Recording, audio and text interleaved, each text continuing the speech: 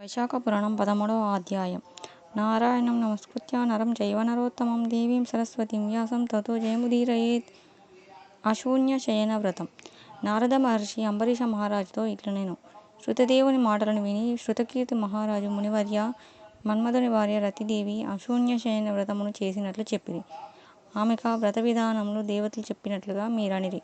దయయుంచి నాకు ఆ వ్రత విధానమును వివరింపుడు.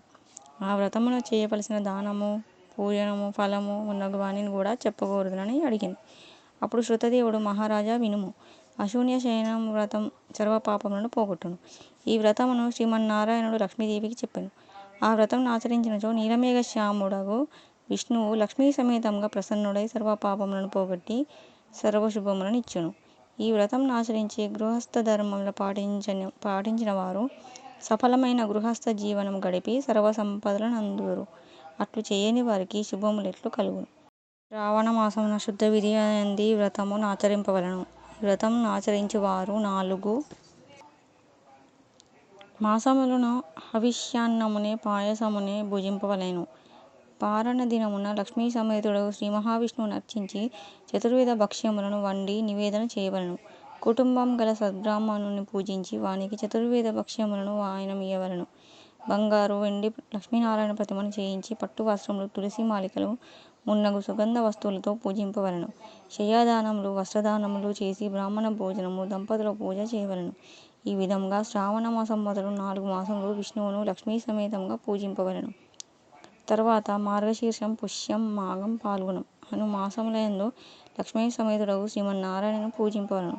తరువాత చైత్రం, వైశాఖం, జ్యేష్ఠం, ఆషాఢం అను మాసములందు శ్రీహరిని రుక్మిణీ సహితంగా ఎర్రని పుష్పములతో పూజింపవలెను.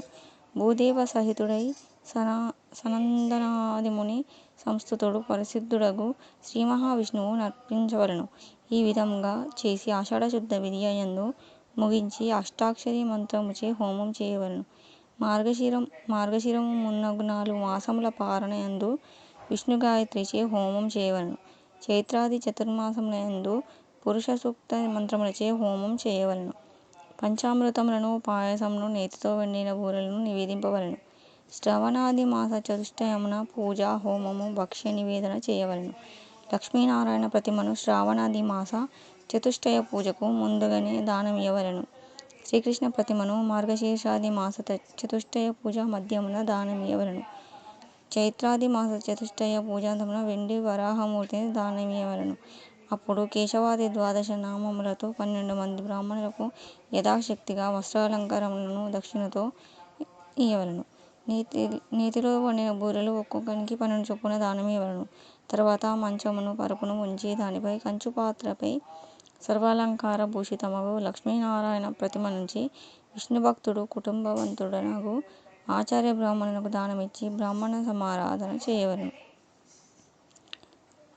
లక్ష్మణ అశూన్య శయనం యదా తవ జనార్దన శయ్యా మమాప్యశూన్యా స్యాద్దా వేనేవ కేశవ అని దానమంత్రములు చెప్పి దానం చేసి అందరి భోజనమైన తరువాత తాను భుజింపవలెను. పై శ్లోకభావము స్వామీ జనార్దన, నీ శయ్య లక్ష్మీ సహితమై యున్నట్లుగా నా శయ్యము సదా అశూన్యమై ఈ శయ్యాదానము చేయుచుండుగాక. ఈ వ్రతమును భార్యలేని పురుషుడును, విధవా స్త్రీయును, దంపతులను ఎవరైనను చేసుకొనవచ్చును. శృతదేవ మహారాజా, నేను నీకీ వ్రతమును పూర్తిగా వివరించితిని. ఈ వ్రతమును ఆచరించిన శ్రీ మహావిష్ణువు ప్రసన్నుడగును. ఆయన అనుగ్రహమునంది జనులందరును ఆయురారోగ్యములతో, భోగభాగ్యములతో, శుభలాభములతో సంతుష్టులై యుందురు. కావున యథాశక్తిగా భక్తి శ్రద్ధలతో నీ వ్రతమును ఆచరించి భగవదనుగ్రహమును పొందవలెను. భగవదనుగ్రహమున ముక్తియు సులభమగును. మహారాజా, నీవడిగిన అశూన్య శయన వ్రతమును వివరించితిని.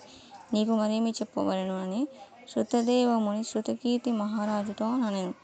శృతకీర్తి మహారాజు, మహాముని, వైశాఖమున ఛత్రదానం చేసిన వచ్చు పుణ్యమును వివరింపుము. శుభకరములై వైశాఖ మాస వ్రతాంగ విధానములనెంత విన్ననూ నాకు తృప్తి కలుగుటలేదు అని అడిగెను. వైశాఖ పురాణం 13వ అధ్యాయం సంపూర్ణం.